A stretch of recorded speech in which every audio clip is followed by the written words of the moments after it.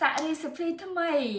មាន yogurt មានជាមួយនឹង biscuit ថ្ងៃហ្នឹងខ្ញុំបើកជាមួយនឹង TikTok ខ្ញុំឃើញគេធ្វើនំហ្នឹងគឺតំណងមែនតើហើយ recipe ហ្នឹងគឺមាន ingredient តែ2 ingredient តែ2ឯងមានជាមួយនឹង correct yogurt ហើយជាមួយនឹង biscuit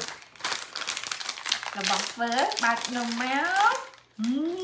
នំក៏តំណងដែរនំនេះមានជាតិសូកូឡានៅក្នុងហ្នឹងចាំរបៀបធ្វើ simple យើងរៀបនំ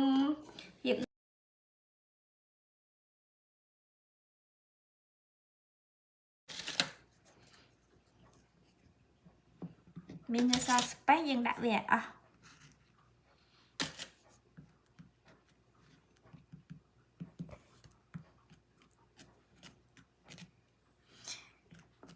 ធ្វើតែប៉ុណ្្នឹងមក